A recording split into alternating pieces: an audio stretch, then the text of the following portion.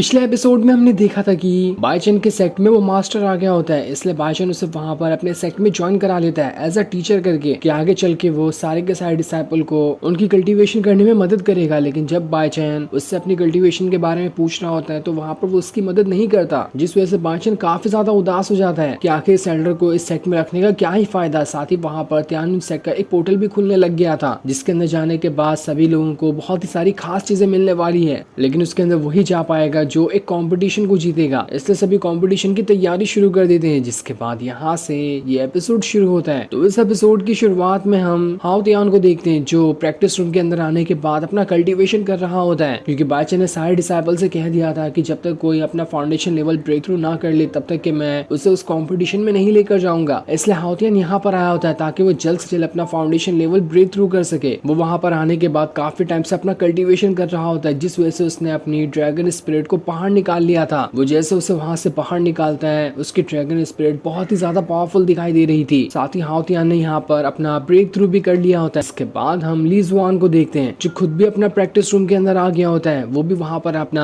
Cultivation करते हुए break through करने के लिए आया था, इसलिए वो भी वहां पर पूरी मेहनत के साथ अपना ब्रेक थ्रू करने की कोशिश कर रहा होता है। और थोड़ी देर की मेहनत के बाद वो वहां पर अपना ब्रेक थ्रू कर जाता है, जिसके बाद वो और हाओ तियान दोनों बाईचन के पास आकर उसे बताते हैं कि हमने यहाँ पर अपना ब्रेक थ्रू कर लिया है, अब तो आप हमें अपने साथ ले जाएंगे ना उस कंपटीशन में। जिस पर बाईचन कहता है अगर ऐसी बात है तो ठीक है, मैं तुम सबको यहाँ से ले जाऊंगा। जिसके बाद वहाँ पर वो मास्टर आता है जो बाईचन से कह रहा होता है हेड मास्टर हम सभी यहाँ से स्पिरिचुअल गार्डन में गए थे, जहाँ पर जाने के बाद हमें बहुत सारे बीज दिखाई दिए, वहीं पर से हमें एक बहुत ही ज्यादा पावरफुल पिल मिली है, न जाने ये हमारे क्या काम आएगी, इसलिए हमने इसका इस्तेमाल ही नहीं किया, इसलिए हम इसे आपके लिए यहाँ पर लेकर आए हैं। तब जैसे ही वहाँ पर बाईचन उस पिल को लेता है उसकी सिस्टम उससे कहती है ये पिल तो बहुत ज्यादा अच्छी है, इसको लेने के बाद आपके अंदर से आपका गुस्सा बाहर निकल कर आने लगेगा और आप यहाँ पर बहुत ज्यादा गुस्सा हो जाएंगे, जिस वजह से सारे के सारे लोग आपसे डरने लगेंगे। ये देखकर तो बाईचन काफी ज्यादा खुश हो जाता है कि चलो मुझे बहुत अच्छी पिल मिल गई, मैं गुस्सा करते हुए कितना ज्यादा सुंदर दिखाई दूंगा, इसके बारे में तो मैंने खुद कभी नहीं सोचा है। इसलिए वो वहाँ पर मजे मजे के लिए उस पिल को खा लेता है, लेकिन जैसे वो पिल को खाता है उससे उसका टेस्ट बहुत ही ज्यादा घटिया लगता है, जिस वजह से उसे वहाँ पर उल्टी पे उल्टी होने लगती है। इस वजह से उसे बहुत ही ज्यादा गुस्सा आ जाता है और यही वो पिल का असली कारण था। उसने बाईचन को यहाँ पर उल्टी पे उल्टी करवा कर गुस्सा दिला दिया था। बेचारे बाईचन की यहाँ पर किस्मत ही खराब थी। जिसके बाद अगले दिन सारे के सारे डिसाइपल वहाँ से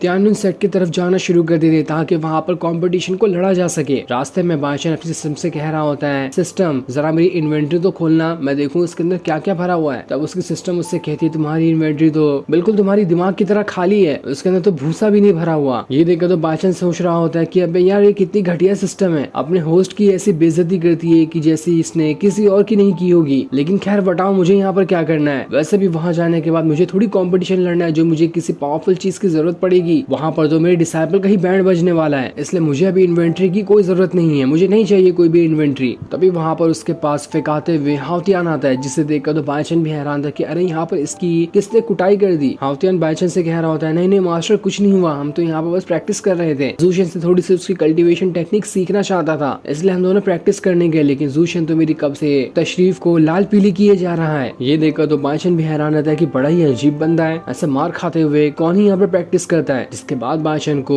उसका वो कछुआ दिखाई देता है जिसका मुंह ड्रैगन वाला था। वो उसे देखकर कहता है अरे तुम्हें क्या हुआ, ड्रैगन के मुंह के कछुए तुम इतने ज्यादा डरे हुए क्यों हो। लेकिन वो कछुआ तो उसे कुछ भी नहीं बताता, बस वो अंदर ही अंदर काफी ज्यादा डर रहा था किसी चीज को लेकर। तब बाईचन की नजर वहाँ पर प्रिंस के ऊपर जाती है। वो उससे कहता है तुम यहाँ पर अकेले खड़े होकर क्या कर रहे हो, तुम्हें बाकियों के साथ जाकर प्रैक्टिस नहीं करना क्या। जिस पर प्रिंस कहता है मैं तो यहाँ पर बस हमारे कंपटीशन के बारे में ही सोच रहा हूँ कि आखिर किस तरह का कंपटीशन होने वाला है। लेकिन ये देखकर तो बाईचन हैरान था कि ये प्रिंस मुझ से पीठ दिखाकर क्यों बात कर रहा है, इसे पता नहीं कि अपने मास्टर की कैसे रिस्पेक्ट की जाती है। वो उससे कह रहा होता है प्रिंस जरा सामने घूमो, मैं तुम्हारा पीठ देखकर अचार डालूंगा क्या, तुम आखिर सबको पीठ क्यों दिखाते रहते हो। तब प्रिंस वहाँ पर सभी को बताता है कि जब भी मैं किसी को पीठ दिखाता हूँ तो मुझे अलग ही कॉन्फिडेंस मिलता है बात करने में, लोगों को सामने से बात करने में अच्छा लगता है, लेकिन मुझे पीठ दिखाकर बात करने में अच्छा लगता है, और ऐसे पीठ दिखाने से मेरा लुक भी बहुत ज्यादा बढ़िया हो जाता है। ये देखकर बाईचन उससे कह रहा होता है बस बस बहुत हो गया, और ज्यादा ज्ञान देने की यहाँ पर जरूरत नहीं है, मैं समझ गया कि तुम यहाँ पर क्या कहना चाहते हो। तभी बाजू से एक बहुत ही ज्यादा बड़ी नाव गुजर रही होती है जो कि बाईचन की नाव से बहुत ही ज्यादा बड़ी और पावरफुल दिखाई दे रही थी। वो नाव किसी और की नहीं बल्कि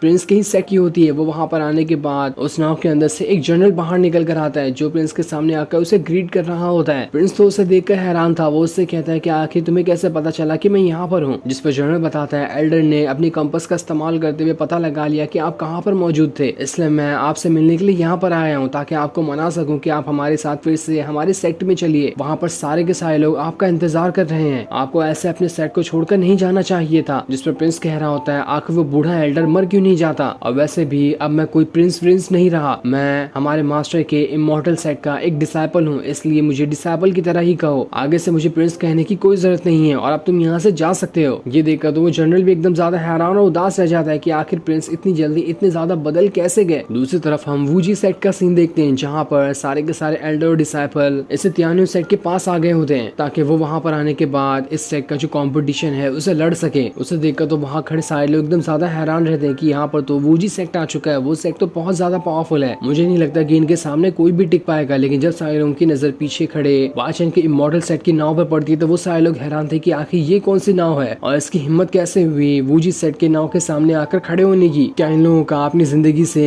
मन भर चुका है? ये देखकर वूजी सेट के दो डिसाइपल वाचन के सेक्टर में आते हैं जहाँ उन्हें शिया और प्रिंस दिखाई देते हैं। वो उन्हें कह रहे होते हैं आखिर तुम लोग हो कौन और तुम्हारी हिम्मत कैसे हुई यहाँ पर आने की? फटफट अपनी नाव को हमारी नाव के आसपास से हटा लो वरना तुम्हारे लिए अच्छा नहीं होगा। प्रिंस उससे कह रहा होता है अपनी औकात देखकर यहाँ पर जुबान चलाना वरना हमारे हाथ तो तुम्हारी औकात से भी ज्यादा चल जाएंगे। लेकिन जैसे वहाँ पर वो कुछ करते वहाँ पर बायचन आ जाता है जो उन सभी से कह रहा होता है मेरे होते हुए तुम्हें मुंह चलाने की यहाँ पर जरूरत नहीं है, जो काम हाथों से किया जाता है उसे बातों से करके क्या ही फायदा। जिसके बाद उसने अपनी पावर का इस्तेमाल करते हुए उन दोनों के दोनों डिसाइपल उड़ाते हुए वहाँ से बहुत दूर फेंक दिया था जहाँ उन दोनों डिसाइपल की तो वहाँ पर हालत खराब हो गई होती है। इसलिए वो जल्दी से अपने एल्डर के पास जाकर बताते हैं कि इस मॉडल सेट के मास्टर ने हमारी बहुत ज्यादा कुटाई की, उसने हमें बहुत मारा है। ये सुनकर तो वो एल्डर भी हैरान रह जाता है कि आखिर इसकी हिम्मत कैसे हुई मेरे डिसाइबल के ऊपर हाथ उठाने की। अब तो ये गया। अब हम त्यान सेट का सीन देखते हैं जहाँ पर एक जनरल जो होता है सारे लोगों को बता रहा होता है आज जो हमारा फेस्टिवल होने वाला है कंपटीशन का उसे ऑर्गेनाइज करने के पीछे हमारे त्यान सेट और वूजी सेट का हाथ है। हम दोनों ने मिलकर यहाँ पर इस कंपटीशन को ऑर्गेनाइज किया है। मैंने यहाँ पर सारे के सारे सेट जो भी इस कंपटीशन में हिस्सा लेने वाले हैं उन सभी के मास्टर को बुलाया है ताकि सारे एल्डर यहाँ पर आकर यहाँ पर जो कंपटीशन होने वाला है उसका अच्छे से इंजॉयमेंट ले सके। इसलिए एक एक करते हुए सारे के सारे सेट के एल्डर वहाँ पर आकर बैठ जाते हैं। लेकिन जब बायशन वहाँ पर आता है तो उसे वहाँ पर एक भी कुर्सी खाली नहीं दिखाई देती। ये देखकर तो वो भी हैरान था कि अरे यहाँ पर ये लोग मेरी बेइज्जती करने के लिए बुलाए हैं। लेकिन तभी वहाँ पर हौजन एक चटाई लेकर आ जाता है जो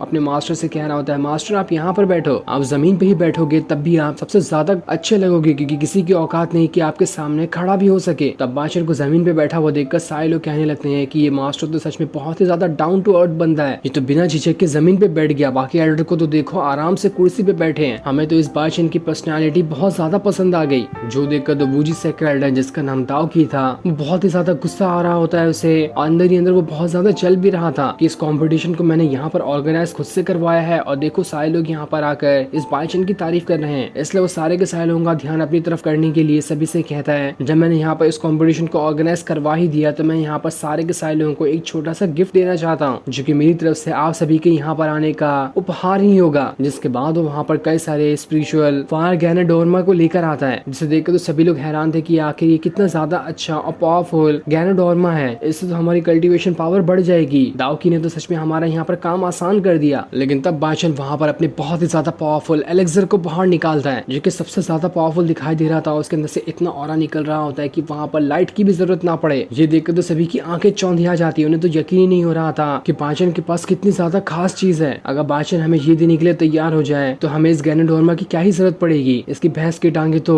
घटिया चीज है। इसलिए वो सारे के सारे लोग अपने अपने गैनोडोर्मा को वहीं पर फेंक देते हैं ताकि वो बादशाह से उसके एलेक्सर का थोड़ा थोड़ा हिस्सा ले सके। ये देखकर तो दाव की एकदम ज्यादा हक्का बक्का रह जाता है कि यहाँ पर तो बादशाह ने मेरे सारे के सारे साथियों को अपनी तरफ कर लिया। न जाने अचानक से ये कौन सी मुसीबत मेरे सर पर आकर पड़ चुकी है। लगता है शायद मैंने ही पहले उंगली कर दी थी, उसी का बदला ये ले रहा है। इसलिए वो पूरे गुस्से के साथ बादशाह के पास आता है और उससे कह रहा होता है क्या तुम जानते हो कि मैं कौन हूँ? मैं वूजी सेट का एल्डर हूँ, मेरा नाम दाव की है। इतना कहने के बाद वो बादशाह के ऊपर एक खतरनाक वाला अटैक कर देता है। लेकिन बादशाह को तो वहाँ पर कुछ होता ही नहीं। वो अपने सामने एक फॉर्मेशन बनाते हुए दाव की को वहाँ से उठाकर बहुत दूर फेंक देता है। और ये फॉर्मेशन भी किसी और ने नहीं बल्कि बादशाह की जेब के अंदर जो वो टर्टल बैठा हुआ था उसी ने बनाया हुआ था जिसने वहाँ पर बादशाह को दाव की इस अटैक से बचा लिया होता है। ये देखकर तो सारे के सारे लोग हक्का बक्का रह चुके थे कि आखिर यहाँ पर ये हुआ क्या, दाव की इतनी आसानी से इतनी दूर कैसे फेंका गया है। हमें तो लगा था वो पावरफुल है लेकिन ये तो अंदर ही अंदर नल्ला निकला एकदम। जो देखकर तो दाव की भी वहाँ पर गुस्से का ठिकाना नहीं रहता कि आखिर इस बादशाह की हिम्मत कैसे हुई मुझ पर हाथ उठाने की, अब मैं इसे यहाँ पर नहीं छोड़ने वाला। इसलिए वो फिर से वहाँ पर बादशाह के ऊपर अटैक करने वाला होता है, लेकिन बाइचन उसे रोकते हुए कहता है रुक जाओ, यहाँ पर गलती तो मेरी थी कि मैंने तुम्हारी रिस्पेक्ट नहीं की और तुम्हारे ऊपर हाथ उठाते हुए तुम्हें उठाकर दूर फेंक दिया। इस चीज से मुझे थोड़ा बुरा लग रहा है, इसलिए मैं यहाँ पर तुम्हें अपनी पावरफुल एलेक्सर देने के लिए आया हूँ। इसे मेरी तरफ से एक छोटा सा गिफ्ट समझकर रख लो अपने पास। जो देखकर तो उस एल्डर के वहाँ पर गुस्से का और ज्यादा ठिकाना नहीं रहता। वो कह रहा होता है इस बाइचन ने मुझे यहाँ पर एलेक्सर देकर मेरी इज्जत को और ज्यादा उछाल दिया है, नहीं चाहिए मुझे इसकी घटिया सी एलेक्सर। बस एक बार मौका मिल जाए मैं इस बाइचन को तो सबक सिखा कर ही रहूंगा। जिसके बाद वहाँ पर वो जो जनरल होता है सारे के सारे लोगों से कह रहा होता है हमारे यहाँ पर कॉम्पिटिशन करने का टाइम आ चुका है, इसलिए सारे के सारे लोग अपनी तैयारियां शुरू कर दो, कुछ ही टाइम के अंदर यहाँ पर कॉम्पिटिशन स्टार्ट हो जाएगा। इसलिए बाइचन अपने सारे डिसाइपल से कह रहा होता है तुम्हें अपना नॉर्मल गेम ही खेलना है, तुम्हें ज्यादा खुद पे प्रेशर डालने की जरूरत नहीं है। अगर हम यहाँ पर जीत नहीं भी पाए तो भी